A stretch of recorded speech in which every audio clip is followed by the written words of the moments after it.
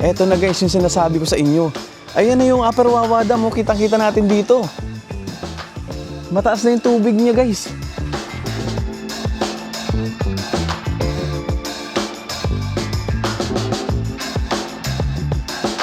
Ito pwede kayong kumain dito, tapos dito rin sa kabila. Oh. Habang kumakain kayo, tumatambay. Ayan yung view. Uy! Dulas. Dulas nun ah.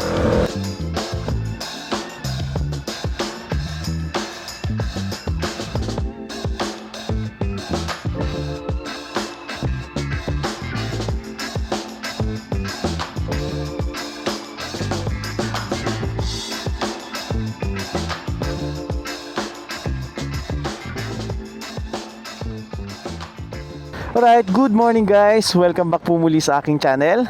For today's video, nandito tayo sa Shell Pogon, kung saan ito yung meet up pag mga umaakyat sila ng Marilaki. At ngayong araw po is pupuntahan natin at babalikan natin ang Wawa Dam, yung Upper Wawa Dam. Kasi last year, pinuntahan ko siya, wala pa siya gaanong tubig. Ngayon nakikita ko sa mga picture na ang taas na ng tubig. At ngayon gusto ko siyang makita ng personal. So isasama ko kayo at puntahan natin at tingnan natin kung ano na yung update. Pero hindi na tayo dadaan dun sa Wawa Dam sa baba, yung lower Wawa Dam. Doon tayo sa ibabaw. Kasi may nakita ko sa Google na mayroong coffee shop na overlooking yung Upper Wawa Dam. At ang ganda ng view. So yun yung pupuntahan natin ngayon. Base dun sa aking mapa, nasa 24 kilometers, abutin daw tayo ng 47 minutes. So ang daan natin itong Marcos Highway, medyo traffic dyan ngayon. Tapos liliko na tayo dito, yung papunta dun sa Little Baguio. So wala pang isang oras mararating na natin yung ating destinasyon. And then baba tayo dito. Tingnan natin kung hanggang saan tayo makakalapit dito sa dam. Kasi nung nakaraan, last year nung pumunta ako dito is sumakay pa tayo ng bangka para lang makalapit dun sa Upper Wawa Dam. Ngayon, tingnan naman natin pag dun tayo sa taas, sa bundok, mas mataas na bahagi. Time check, it's 8:47 ng umaga. Gamit ko pala yung binigay sa atin ni Telesin na pang mount dyan sa visor. Ayun oh. Ang ganda ng POV natin oh. So ililipat ko muna kayo. Dito muna kayo sa baba. Yan, shoutout po kay Telesin. Yan, so dito siya nilalagay. Makapit guys. Kasi meron siyang rubber na pang ipit. Kahit medyo maalog, hindi naman siya malalaglag kasi ang ganda ng kapit. Yan oh, ganda ng POV natin oh. Let's go. Biyahe na tayo. Ang gamit nga pala natin itong ating ADB 160. Ayan, medyo matagal-tagal ito nagpahinga. Ang lagi nating gamit yung MT450, minsan yung CRF. Medyo nagdidilim na, kailangan nating bilisan kasi pag hapon o kaya naman tanghali umuulan na. Sana makarating tayo doon nang wala pang ulan para makapagpalipad tayo ng drone. Guys, nandito na tayo ngayon sa Antipolo City. Medyo dumidilim na. Time check, it's 9:07. Isa sa magandang view. May limestone, no? Ito na. Dito na tayo kakaliwa, guys. Bago mag Shell Boso-Boso. Yan, Upper Marikina River Basin. Dito tayo. Yan, kaliwa na tayo. Ito medyo paahon to. Pero kaya-kaya naman ng kahit mga 110cc na scooter. Lamig oh. Lamig dito. Ilan kaya temperature dito? Tingnan nga natin sa motor natin. 28 degrees Celsius. Pero sa motor ko lang yun. Pero parang ano siya, parang mga 25. Ingat-ingat lang kayo guys dito sa gilid. Pag kayo dadaan dito kayo sa bandang gitna kasi laging basa to. Mukhang madulas, parang may lumot na nga eh. Tsaka wala rin proper drainage. Kaya sa kalsada dumadaan yung tubig. Ito may lubak dito eh. Ayan.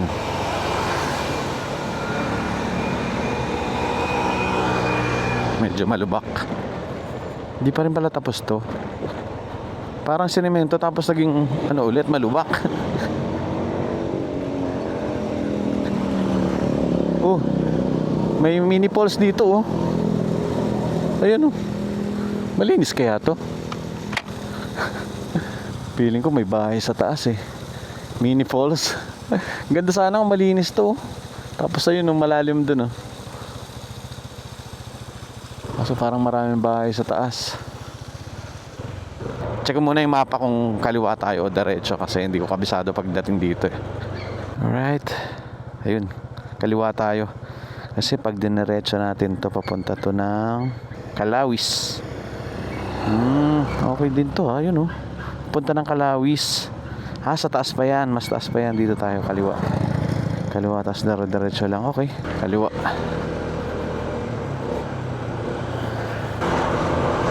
Aray ko, malalim. Aray. Ito, matarik tong part na to. Kasi pag naman tagalinis dito, hanggang dito. May mga gasolina pala dito. Pwede kayo makabili ng gasolina pag naalangan kayo. Nung pandemic dito kami dumadaan papuntang Quezon kasi may shortcut dito, tapos madadaanan mo yung windmill, mismong nasa paanan ka ng windmill. Sitio Sapinit. Ayan, nandito na tayo ngayon sa Sitio Sapinit. Alam ko pasyalan to eh, itong kanan. Ano nga bang meron dito sa kanan na to? Pintong Bukawi. Alam ko dito yun eh, papuntang Little Baguio. Pero mamaya na tayo dyan. Diyan ba yung Little Baguio? Dati? Dito? Sige, sige. Thank you. Casa Mary Grace daw pala dyan. Dito pa pala yung tinatawag na Little Baguio. Hindi ko na maalala eh. Tagal na nun. Tingnan natin kung nasa na tayo. Oops, bakit parang pinapabalik tayo? Doon pala, doon pala. Mali pala tayo. Center. Ito to. Dito tayo. Ayan, dito pala guys. Bali, kanan. Municipal of San Mateo, Rizal. So, part na po siya ng San Mateo, Rizal.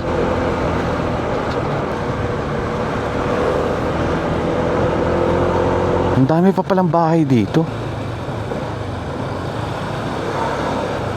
Pintong Bukawi Health Center. Doon tayo dito. Wait lang, double check natin. Ayun, Mountain Hug. Doon tayo eh. Kaliwa tayo guys, may nakasulat naman dito. Oh, parang bago semento to ah. Maputi pa yung semento oh. Maganda yung kalsada dito oh. Sementado. Tapos dito, ayan, nakasulat naman dyan oh. Amyanan Mountain Hug. Marami naman pala silang signage. Ito pa oh. 30 kph daw. Speed limit pala dito.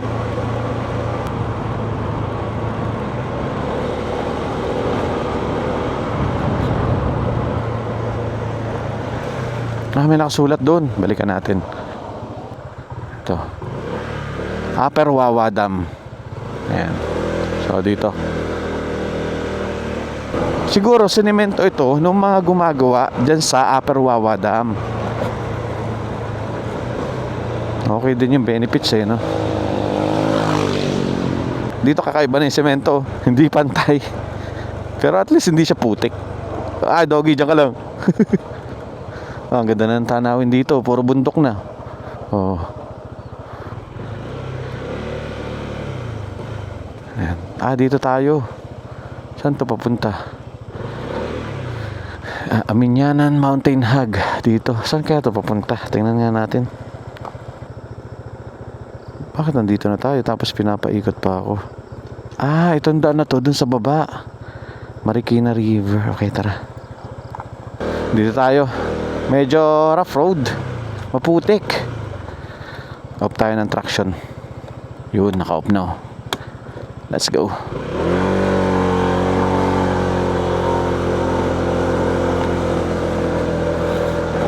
Pare ko.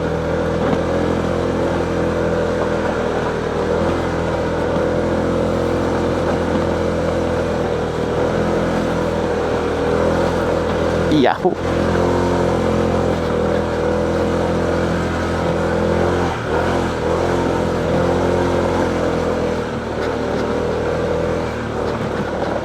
Medyo maputik guys.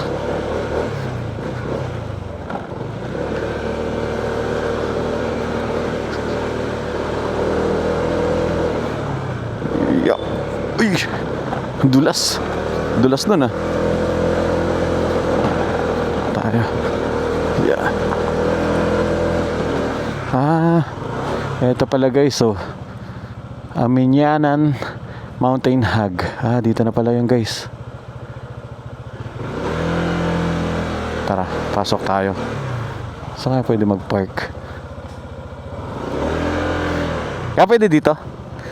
Salamat. Saan po mapunta ito? Sa bahay lang Bahay-bahay na. Sige, salamat.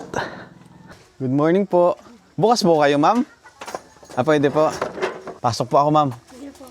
Good morning po. Nagbablog po ako. Okay lang po ba? Sige po. Ano pong pangalan niya, ma'am? Tama ba? Amyanan. Yung palang tamang pronunciation, guys. Amyanan Mountain Hug. Ito yung kanilang rate, guys, oh. Day tour, 50 pesos. Overnight, 130 pesos. Pag children from 0 to 5, free na po yun. Children from 6 to 12 is 30 pesos. Residents and student from Pitong Bukawi with ID dapat 20 pesos. ATV guest 25 pesos. Nagpaparent din po sila dito ng mga tent, good for 2, 500 pesos. So yung good for 3 naman, 600 pesos. Hello baby. Tent naman para sa 8 person is 1,200 pesos. Then pwede rin pala kayo magdala ng sarili ninyong tent. Nasa 300 pesos yung tent pitching. Meron din po silang corkage para sa food and drinks. Sa food, 200 pesos. Sa drinks, 100 pesos. And guys, eto na. Pasok tayo dito sa kanilang loob. Ay, wow! Ang ganda, oh! Wow! Eto na guys, yung sinasabi ko sa inyo. Ayan na yung Upper Wawa Dam, oh. Kitang-kita natin dito. Mataas na yung tubig niya, guys. Ang taas na ng tubig. Dati nung pumunta ako dito, halos wala pa siyang tubig. Ngayon, sobrang taas na.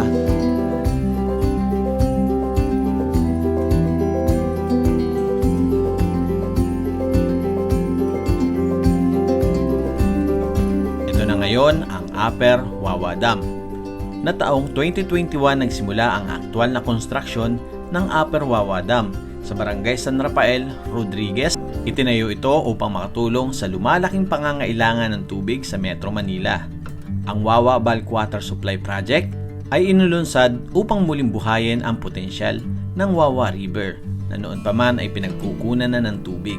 Ang kabuuang halaga ng proyekto ay humigit kumulang 26 billion pesos. Isa ito sa pinakamalaking water infrastructure project na natapos ng Pilipinas sa nakalipas na 50 taon.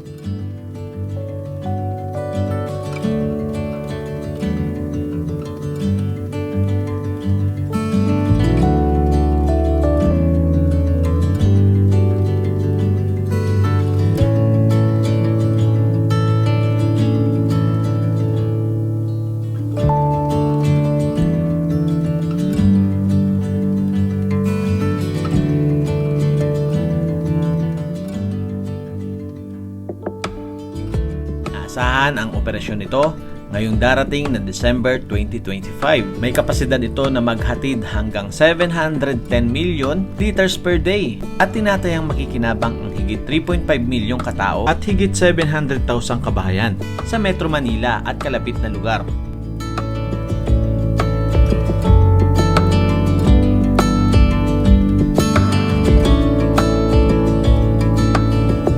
At hindi lang yan, nakatutulong rin ito sa pagkontrol ng tubig sa Marikina River at sa pagbabawas ng pagbaha sa kalapit na komunidad.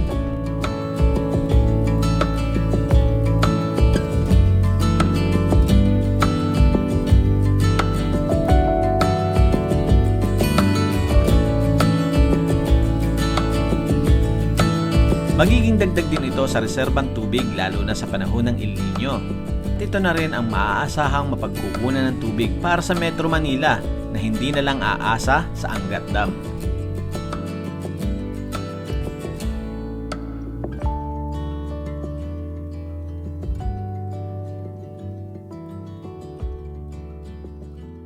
Ganda pala dito. Tapos dito may table. Yan, pwede kayo mag-picnic dito. Tapos doon sa taas, pwede rin. Maganda dito sa taas guys. Oh. May ATV din pala sila dito. Kaya tayo dito sa taas. Ayan.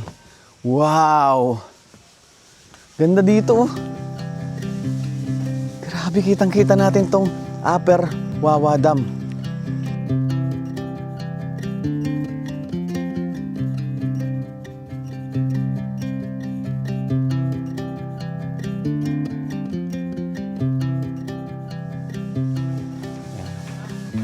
So dito, pwede kayong kumain dito. Tapos dito rin sa kabila, oh.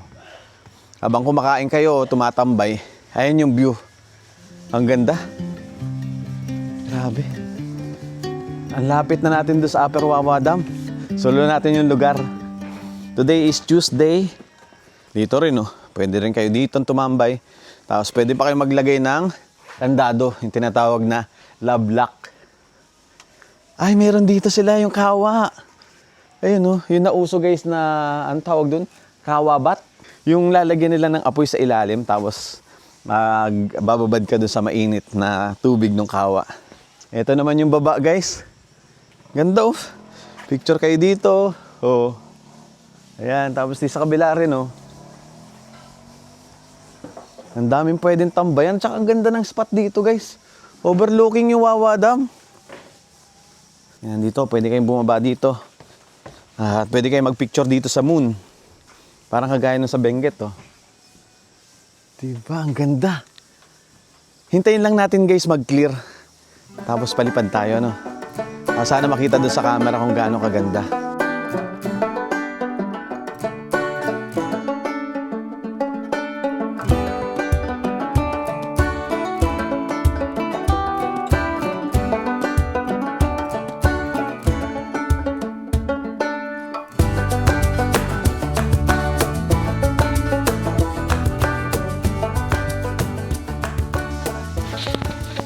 May room din po kayo dito.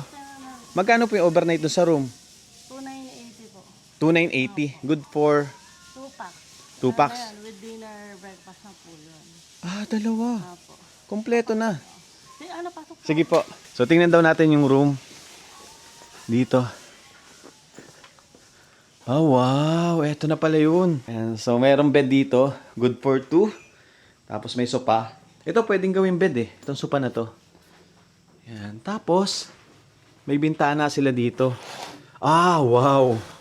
Oh, guys. Overlooking. Dito sa bintana. Electric fan yung gamit nila kasi malamig naman dito sa lugar na to. Mataas yung area na to. Okay, dito tayo sa labas. Ito yung balcony, guys, oh. Wow, may sarili kang balcony kung saan kitang-kita mo rin yung Wawa Dam. Oh, di ba? Solo-solo mo yan. Tapos diyan ka uupo, diyan ka magbe-breakfast, diyan ka rin magdi-dinner, diyan ka tatambay. Ang ganda rin itong kanilang bangko, guys, tamo. Oh. Rocking chair yan, guys, oh. Sarap. Sarap magpahinga dito kasi tahimik. Tapos maliwalas yung hangin, presko yung hangin. Tapos yun yung makikita mo. Ay! Ano po yan, ma'am? Tayo. Talaga, ma'am? Thank you po, thank you po. Tayo po kasi. Sige, ma'am. Ano yan, ma'am? Mga menu? Rates yung ano. Mga rates? Ayan po. Dito, ma'am, nagsiserve din kayo ng food. Ano po? Ano pong pangalan nyo, ma'am? Sige, ma'am. Okay. Po. Ayan lang po. Ayan, sir. Ma'am, anong pangalan nyo, ma'am? An po. Si Ma'am Ann. Ayun, salamat kay Ma'am Ann. Kayo po yung caretaker dito, may-ari. Charge dito. Kayo ata yung may-ari, eh. Hindi po. Si Master ko. Ah. Ako yung charge dito. Ako po yung sumasagot sa page. Ano po yung page nyo, ma'am? Amayanan, Mountain Hag. So, lagay ko na lang sa description, guys. Ako. Ayan, salamat kay ma'am. Ako ng mga regular guests namin. Ano pong gusto nila, butter shrimp, tapos sweet and sour na fish, ganon. Tapos sa breakfast po, pipili din po sila. Super sulit po yung pagkain. Ilan, ma'am, yung max nito? Maximum capacity? Mga 6 po. 6 packs pwede. Pero pag yung mga ibang nagtitipid, nag-additional mattress na lang po sila. Wala naman po bayad. So hindi kayo mahigpit dun sa Hindi kung ilang po. packs yung ano dito? Opo. Sa ingay lang po yun, noise down po ng 11 kasi matabi. Pero pag sa ano, lalo na mga, alam na po yan ng mga regular guests din po namin pag mga nakikiusap po 10 sila, ganyan, kasi meron naman pong bed, sofa bed, tapos add mattress na lang po sila or folding bed, ganon. Tas- Pwede po yun, add 130 lang po. Entrance na lang yung babayaran nila. Hati-hati na sila dun sa 2,980 with 2,980. dinner breakfast. Tapos yung additional food po nila, kung gusto po nila, kung wala po silang baon. Kasi good for 2 lang yung breakfast. Opo. Pero sabi ni ate, sulit na daw yung breakfast. Talagang Super sulit po yun, sir, kasi tinan mo naman, beef bulalo, tapos buttered shrimp. Yan. beef bulalo. Opo. Kasama po yun. Or pork sinigang, tapos lechon kawali. Basta two main dish po. Paano man pag halimbawa 4 wheels? Saan yung parking nyo? Sa tapat lang po ng gate, may 24 hours stop naman po na bantay. Dito po sa labas po doon. Ako, yung tapat na po ng gate. Doon yung gilid po. Hindi naman po, kasi wala naman po dumadaan. Makakaahon ba ma'am kahit medyo 4x2 lang? Opo, yung nung Sunday, yung day tour na nag-tent po namin, kotse lang din po. Tapos yung ibang overnight po namin, kotse. Kaya. Depende rin po siguro sa driver. Kaya. Halimbawa ngayon, parang medyo madulas-dulas, kaya naman. Ano rin po, umuulan din po nung pumunta po sila. Nung Sunday, umuulan po. Opo. Parang mas malakas nga ang ulan nun eh. Opo, malakas po. Nakakotse lang po sila. Ayun. Kaya naman po. Pag day tour naman po dito, 150 per hour. Minimum 4 hours po. Di 700 po siya kasama na po entrance. So Halimbawa, pwede... hindi po sila overnight. Ganon. Kung halimbawa, madaling araw po sila umalis, punta po sila dito, pwede po sila magpahinga, basta vacant yung room. 150 per hour. pwede rin siyang day tour dito sa room. Opo, 150 per hour po. Pero minimum po siya, mga 3 to 4 hours. 3 to 4 po. hours, Opo. minimum. Tatlong oras, 450 lang po, makapagpahinga ka na.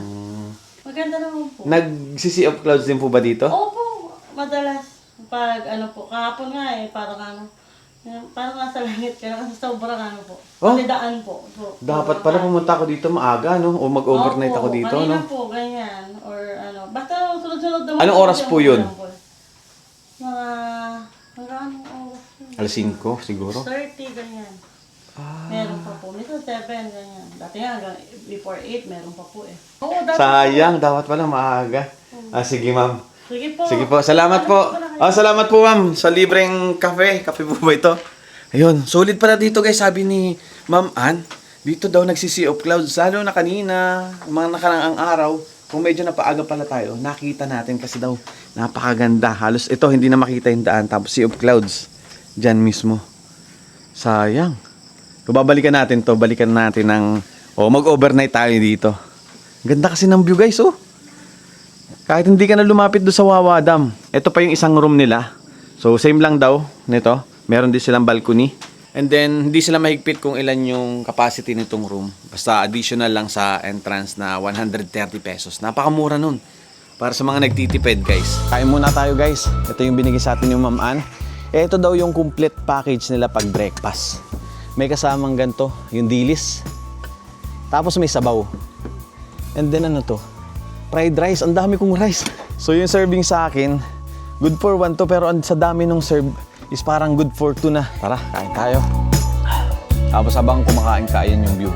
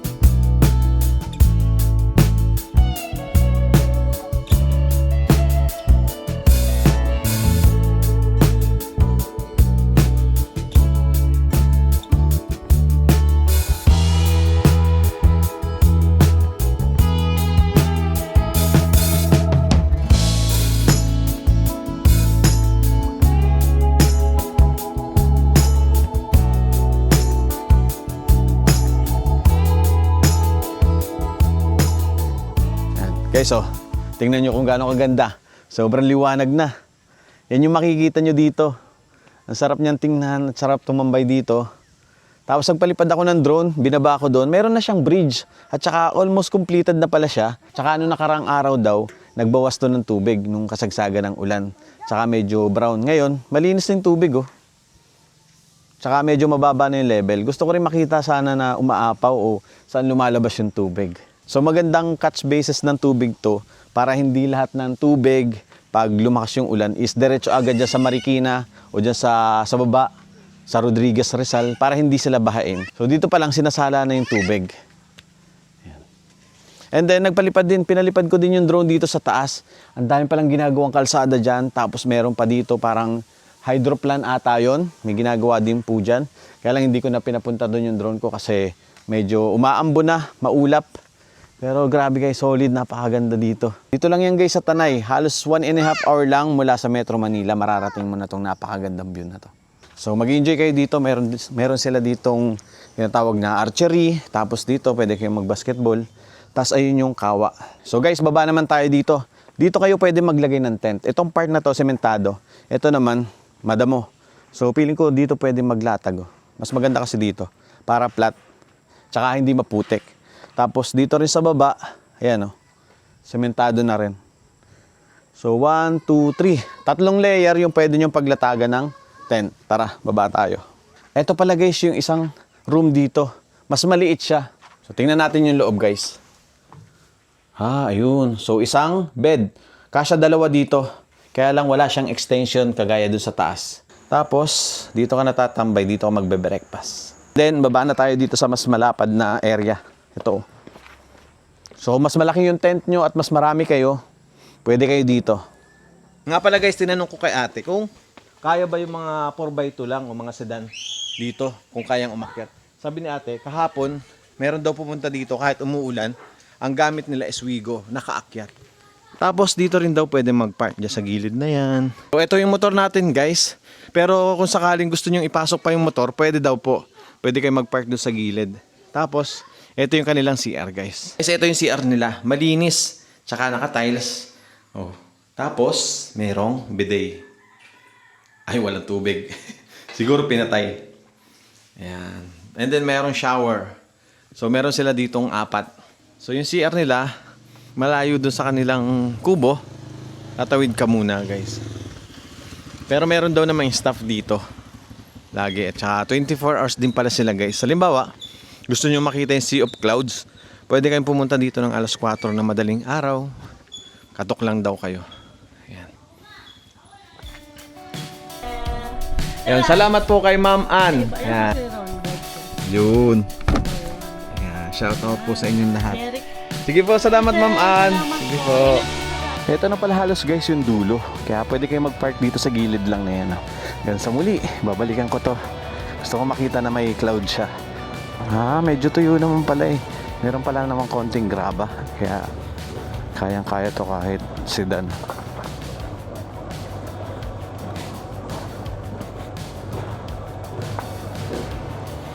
Dito pala, dead end na rin dyan. May guard. Hindi ka rin makakapasok. Right, let's go! Maulan sa pupuntahan natin, sa uwian natin.